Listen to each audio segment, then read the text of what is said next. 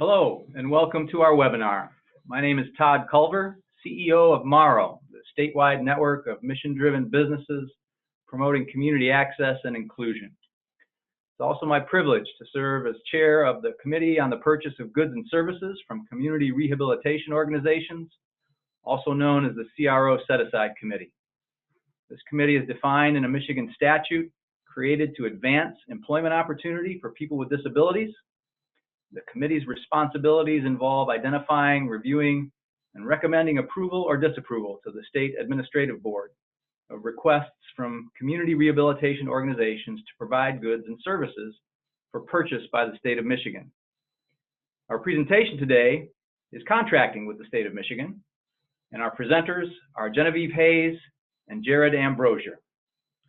Genevieve Hayes serves as manager of the Business Development Unit for the Department of Technology, Management, and Budget, or DTMB, for their procurement office. In this capacity, Ms. Hayes is responsible for managing the state's vendor outreach initiatives, as well as the state's MyDeal Extended Purchasing Program. She is also the DTMB representative to the CRO Set-Aside Committee. Jared Ambrosier serves as buyer manager of the Commodities Division for DTMB. In this capacity, Mr. Ambrosier is responsible for managing the state's commodity and infrastructure services contract portfolio. Welcome both Genevieve and Jared, and thank you for presenting today. Genevieve, I believe you're going to start. Yes, I am. Thank you very much, Todd. Jared and I are very pleased to have the opportunity to present information to community rehabilitation organizations about the state of Michigan's contracting processes. And hopefully the information that we cover today will help prepare CROs to bid on state contracting opportunities and develop a quality bid proposal. So I'd like to start today's presentation by sharing a couple of ways that businesses can connect with us. The first is our email list, and you can sign up for it on our website, which is michigan.gov/MIContractConnect.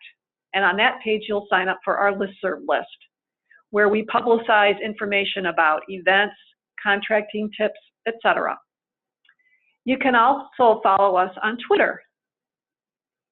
And once again, you can do that through our website. Our handle is @MIProcurement.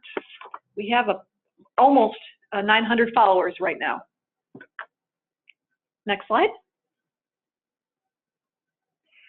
If I had to say what is the most important thing businesses can walk away from after listening to today's presentation, is to make sure that their business is registered on our bid posting site, which is buyformichigan.com. That's BUY4Michigan.com. It's the location where we post all our bid opportunities, 10,000 and above, and sometimes even less. We do that on this website. The good thing about it is that registration is free, and it's an easy, not very time-consuming process. If you go to the homepage for Buy for Michigan, you will be able to actually look at bids without registering, or you can register at that point. To look at the bids without registering, look at the Open Bids link. When a business registers, it will be asked for its applicable commodity codes. What we mean by that are the codes that relate to your business model. And once the business enters those codes, they will be receiving automatically bid notifications that match the goods and services that they provide. As I mentioned a moment ago, it is an easy process. It doesn't take very long. But if you need help along the way, feel free to call our help desk at 888-734-9749, or you can email with questions to dmb-vendor@michigan.gov. Next slide. The representation on the screen here is the screen that you will see when, an example of the screen that you will see when you're looking at open bid opportunities. And for example, the opportunity on the top of the screen by the red arrow is a recent bid in connection with some work that was needed by DNR for Belle Isle. Next slide. Now this is a slide that you see when you get into the meat of whatever solicitation you're interested in, once you click on one from the previous slide. In this example, again, we're looking at an opportunity to provide windows for Belle Isle that comes from DNR.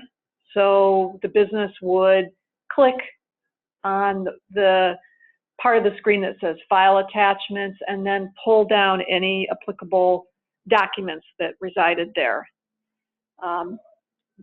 Businesses should make sure that they review all the attachments before they put their proposals together. There may be several, depending on the complexity of the bid.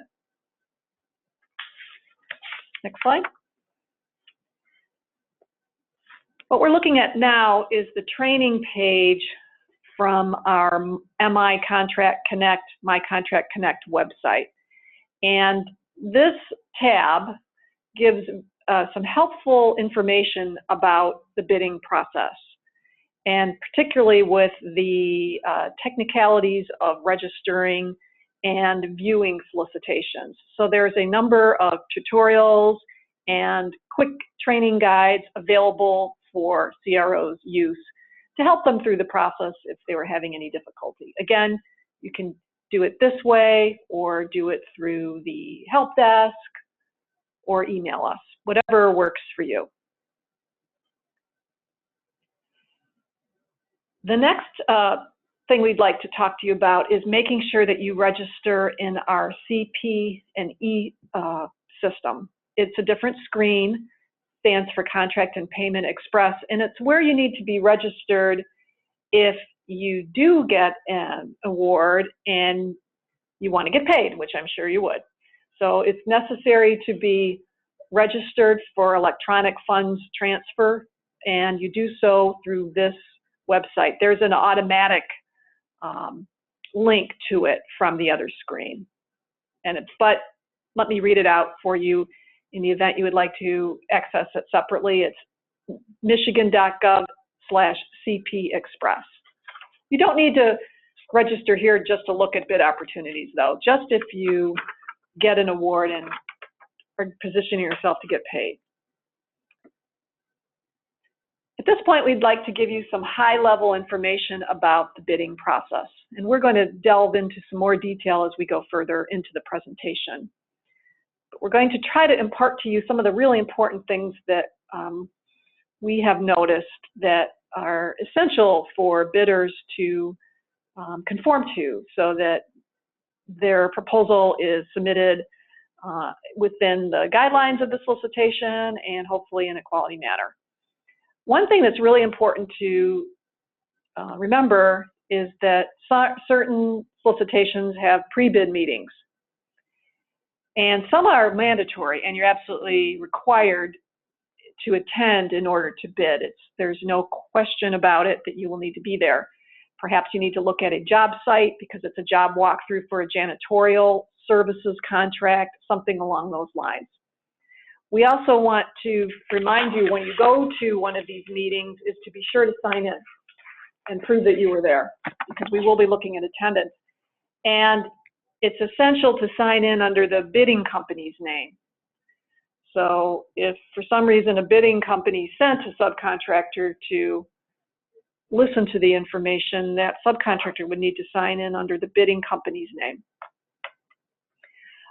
Most of our bids have a question and answer period, and it's a great way to understand what we were looking for in a solicitation, so we actively encourage vendors to ask questions.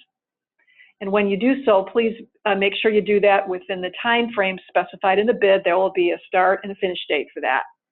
And it's really important to look for the answers to those questions after we post them, because what we'll do is we'll collect all the questions, answer them, and post a bid addendum for everybody to see. We just don't answer questions separately to bidders in the interest of transparency and fairness. We're going to answer everybody's questions at once. So make sure you look for that document so that your bid response takes into account the questions and answers that were asked and answered. It's very important to follow the solicitation communications rules. One of the general rules that we provide is that make sure all your questions about the open bid are directed at the solicitation manager as opposed to somebody else at the state, because we want to make sure that the information that we give out is the same for everybody. And you risk disqualification if you ask questions of the wrong folks.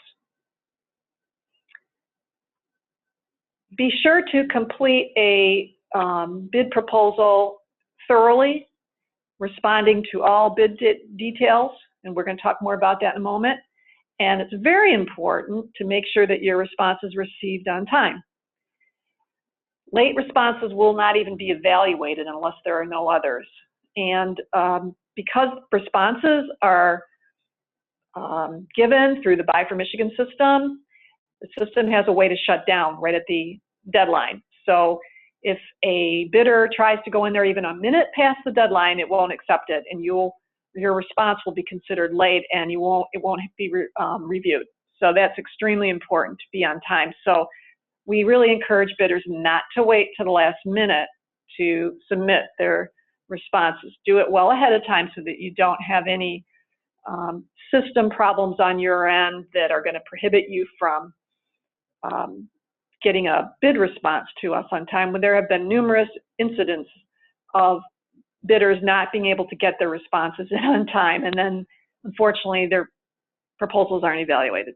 One thing to note is the Buy for Michigan system uses the terminology bid opening date and time. That is the due date. To kind of put it in a visualization for you, that would be the time that the solicitation manager would open the bid for their review. When we used to receive hard copies, it would be the opening of the envelope. In this case, it is the opening of the bid submission. Right, thank you, Jared. Next slide. Generally, our bids are scored on a 100-point scale. Sometimes it's different than that, but generally that's the case. And most of the time, 80 points is generally considered a passing score. Sometimes that's different too, but that's the general rule. And responses to bids can be evaluated in a couple different ways. One is by the solicitation manager, otherwise known as buyer, in collaboration with the program person. And the other way is through a larger group of people, what is known as a joint evaluation committee. Most of what we do in our office here in Central Procurement is a document, solicitation document called a request for proposal, or RFP. It's a competitive formal proposal. What we mean by that, it's posted on our Buy for Michigan website, and it's over $10,000. It's for a good or service that is anticipated to be over $10,000. And it could be designed in a couple different ways. One is it may be designed with specific information about the goods or services that we need, and a request is simply made for pricing. It's very prescriptive. Or it may be a situation where we are providing requirements, both business and technical requirements, and then the vendor is responsible for providing their solution or how they would solve the problem, along with their qualifications and approach. So just two different ways you might see an RFP structured. Next slide. Now we're going to speak for a minute or two about the different components of an RFP document here at the state. The sections that are on the screen right now that I'll review in a moment are those in connection with atypical commodities or services, RFP. The document starts out with something called Solicitation Instructions and Vendor Questions Worksheet. It's followed by something called a Statement of Work, Schedule A, which is in turn followed by Schedule B, which is where the pricing page will reside. And then there may be additional schedules or attachments depending on the bid. And then you will see the state's contract terms up front. So you'll be able to see exactly the terms and conditions that we are asking our bidders to abide by. We'll talk more in a moment about some of these sections. Some of the headings that you'll see under proposal instructions include the following. You'll see the contact information for the state, and that's basically the buyer's name. Information about the question and answer period that I talked about a moment ago. You'll know whether or not there will be a mandatory or non-mandatory pre-bid meeting. If samples are involved, it will tell you that at this point, and it will also describe how the samples will be evaluated. The delivery of the proposal is also mentioned here, generally online via our bid posting site. You're also going to be able to see up front what evaluation process we're going to use and what the criteria is that we are going to follow, which is very nice for the bidders to know up front how we intend to review our proposals and what we're going to be putting the emphasis on. So it's a way for you to know up front what we think is important. There's also something sometimes used during the solicitation process that's described in this proposal instructions document is something called notice of deficiency and clarification request. What that means is if we decide or determine later after we've even posted the bid that we might have left something out or we want to revise something, we'll issue a notice of deficiency and then we'll make that revision and get it out to everybody via the bid posting site. A clarification request is when after we have received your proposal, we have a question about some aspect of it, and we're going to ask you to provide an answer to our question in writing. At this point, I'd like to turn it over to Jared, and he's going to talk in more detail about a very important part of the RFP document, probably the most important part, which is the statement of work. Thank you, Genevieve.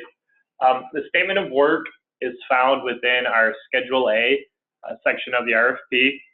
It includes, for commodities, it includes the following sections for response or background. So the first would be background of the RFP. This is going to give you an idea of how we previously procured the services or commodities and what the need is going forward. The scope is going to give you, again, what the need is, what are the business requirements. The requirements are going to kind of detail out those requirements further into deliverables, what specifically needs to be procured and how the state anticipates that. It may or may not include warranties. And this could be either the state defining a specific warranty term or asking for the vendor responding to provide their warranty.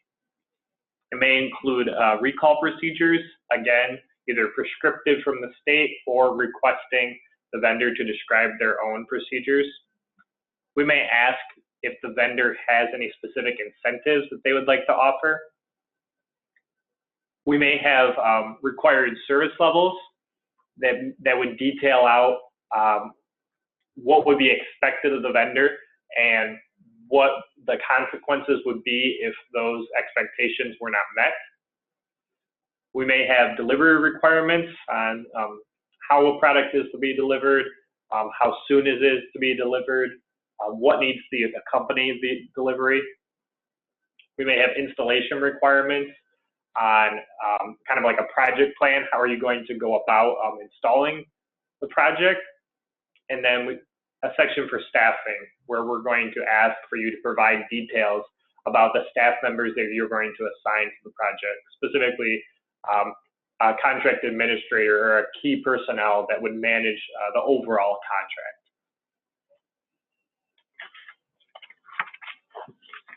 When you're reading through the statement of work and responding, ensure that you are answering all the components of the section. Many of the items are going to have multi-steps or multi-facets for you to respond to. So ensure that your response encompasses all of those facets. Be sure to describe how your company will do the required work for the state. Don't just state that your company has prior experience doing it and expect that to be satisfactory. If we ask for how you're going to meet these requirements, please give a full description. Be sure to follow the format of the document and provide answers in the appropriate sections. This will either be done in a table format or possibly in what we call bidder boxes, which are text boxes within the document that allow for you to type out a response. Within a commodity statement of work, we may or may not allow for the submission of alternate brands or manufacturer lines, but that would be stated within the specifications, whether we're looking for a brand specific or if we're looking for more of a technical specific, and can you meet these technical requirements.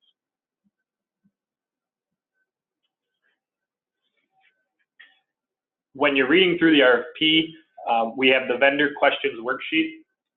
The vendor's questions worksheet is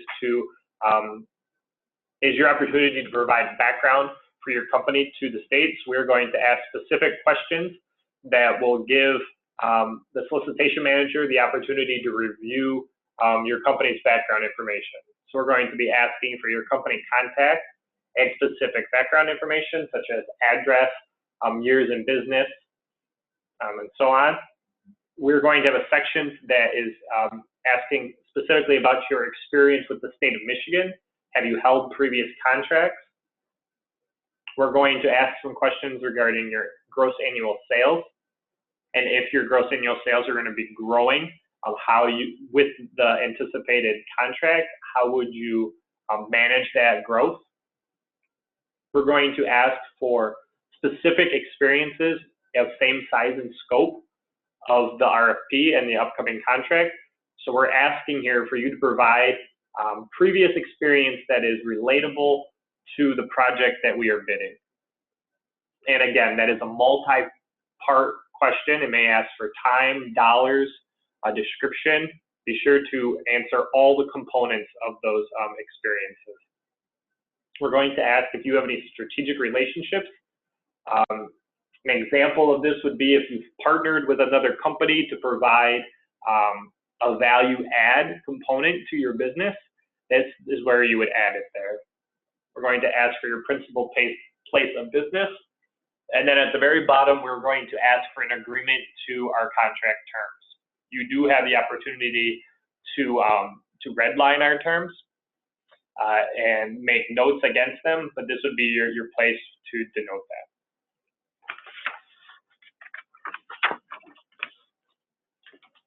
So within Schedule B of the RFP document will be our pricing matrix. When you are submitting pricing, be sure to be competitive with your first bid and submit your best price with your bid up front. The state is not required to go back for second round pricing or to negotiate. It is at our discretion.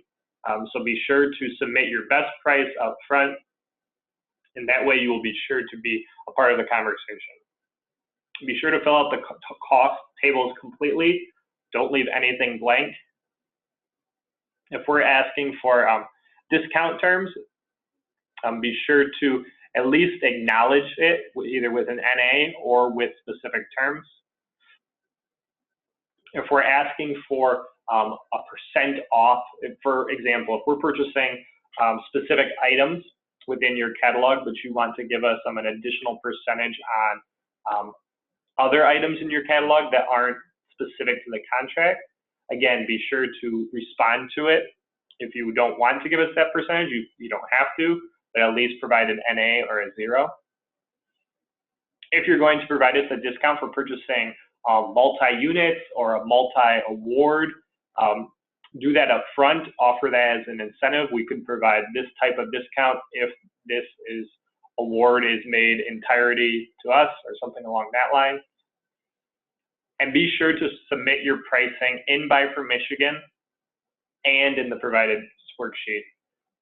So a key thing here is when you are submitting your bid in Buy from Michigan, you do not want to select no bid as it will not allow us to award it to you in the system. If the pricing is too complex to include in the Buy for Michigan system, provide it in the worksheet and put your pricing as $1 in Buy for Michigan. And that way we can evaluate it and still award it to you within the system.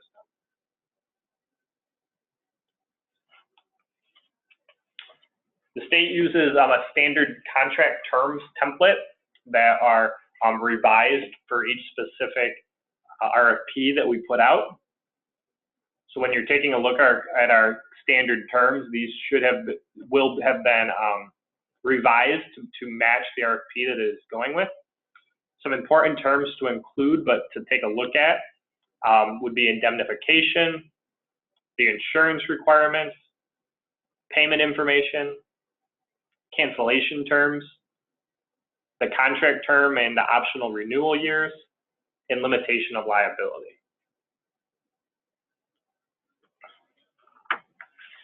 So a bidder's response should demonstrate and include that the bidder has a full understanding of the work that the state is asking to be done, and that their ability to meet that work. It should include all and any bid addendums, including Q&A. So if we've issued an addendum or if we've issued answers in Q&A, make sure your responses reflect those addendums or responses in Q&A. Your response should demonstrate how you would fulfill the statement of work requirements. An agreement or yes isn't always sufficient if we're asking for you to describe. It should include agreement to our standard terms and conditions or your requested exceptions noted. Be sure to complete any additional forms or additional attachments if there are any, and have successfully completed any pre-qualifications that may be required. So often we see the same mistakes over and over, not just with CRO submissions, but with all vendors. So some of these common mistakes that we want to address are not attending a mandatory pre-bid meeting or job walkthrough. As Genevieve previously stated, mandatory means mandatory, and that means for everybody. If you don't meet the pre-bid meeting or walkthrough, you will not be able to have your bid be considered. Not submitting your required documents, such as attachment A. Again, if you do not submit all the required documents, the solicitation manager it's in their discretion whether or not to determine your bid to be responsive. And so you want to make sure and double check that you have all the attachments that are required. They are listed in the instructions, what attachments are a part of the RFP and what the bidder's responsibilities are with those attachments. Some may just be descriptive and for your information, while others will be required to be filled out. Not adequately completing required sections. So if we ask you for you to describe something, be sure to describe it. Don't just agree to it or state that you will provide the work. Be sure to describe it in detail how you would meet that requirement. Not providing all the required information. If a section has multiple items, multiple details that we are asking for, be sure to respond to all of them and not just the first one. And finally, with incumbents, often they assume that the evaluators know that they can do the work, and thus they do not provide a complete response. Again, we have to evaluate the response and the submission that we receive. If the submission does not accurately reflect their ability, they will be scored appropriately.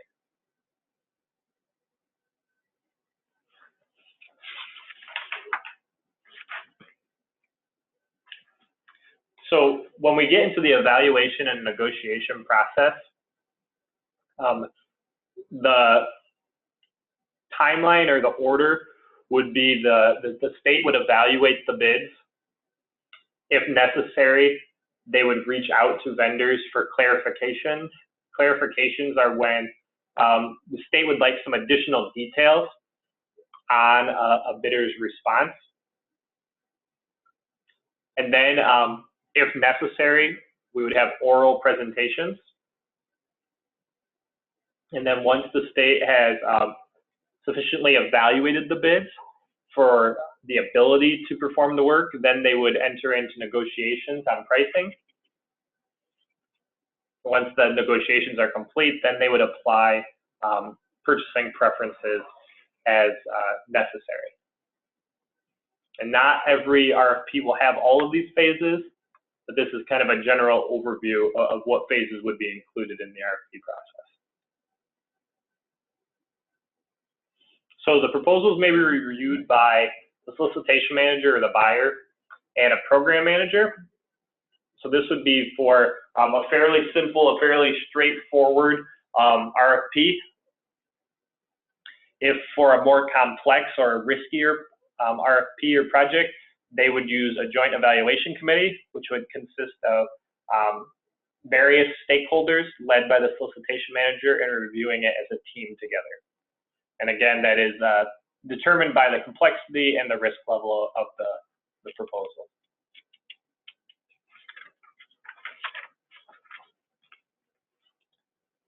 So what we have before you is it's a table that would be in the instructions, which is an example of the evaluation criteria. Every RFP is going to be different and is going to be weighted different, but this is just an example. So in this example, you have the service capabilities section of Schedule A, specifically the statement of work, sections 1.1 and 2.0. So the responses to that would be worth 30 points. The roles and responsibilities section in Schedule A, section 3, staffing, would be worth 25 points. The project plan management, Schedule A, section 4, the project work plan, would be worth 15 points. The security section of Schedule A, section 8, would be worth 5 points. The vendor question worksheet, company information and prior experience, would be worth 15 points. And the equipment list in Schedule C would be worth 10 points for a total of 100 points. So again, these are just examples. Every RFP is going to be a little bit different, and the weighting is going to be different by RFP as well. So when making an award, the state has various options that they can use. They can make a single award and award the entire contract to one vendor. They can make it a split award and award by a group of items among multiple vendors. They can make a multi-source award where they award to multiple vendors for the same item.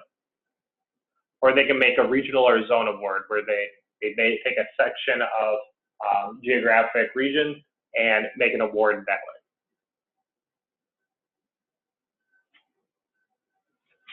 So within our office, once an award recommendation is made by the solicitation manager, that would go through our reviewed and approved by the procurement management team.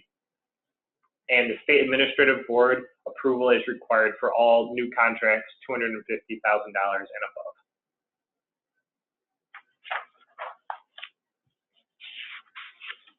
Once an award recommendation has been approved by management, it is posted on Buy for Michigan, and a notice is also emailed to vendors.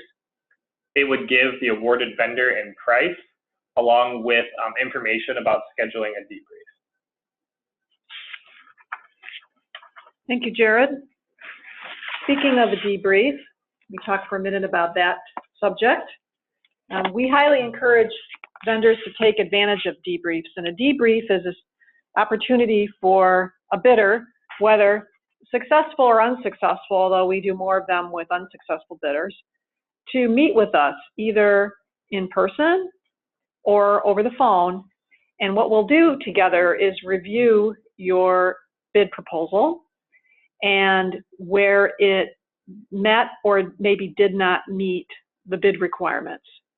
So it's an opportunity for you to learn where your proposal may have fallen short, where points were deducted, and it's a great opportunity to take that information in, and then you'll be able to improve your proposals for the next time around. We recommend highly that you review the bid synopsis in advance of this meeting. It's provided to all the bidders, so you'll be able to read and see what the reviewer or the JEC took into account when they scored your proposal. So again, we highly encourage you to take advantage of this opportunity. As I said, even if you're a winning bidder, because you can, most times proposals don't get 100-point scores. There's always something that can be improved. MyDeal. MyDeal is the state's extended purchasing program. And what it does is it allows local governments to make purchases using state contracts at the same terms, conditions, and pricing available to the state. Not every contract will be MyDeal, but many of our contracts are. And it's a great opportunity for contract holders to expand their customer base. As I said, local governments can take advantage of our contracts, and that includes cities, townships, counties, colleges and universities, school districts, intermediate school districts, and even nonprofit hospitals. Not nonprofits in general, but nonprofit hospitals. So again, watch for that, and you may be able to take advantage of that if you get a contract award. Our local governments like to use this program because it generally satisfies their competitive bid requirement, because they know that the state's contracts are always competitively bid. Next slide. This is a screenshot of the Contract Connect website. And again, it has a lot of training resources for you, as well as other information that may be helpful to you.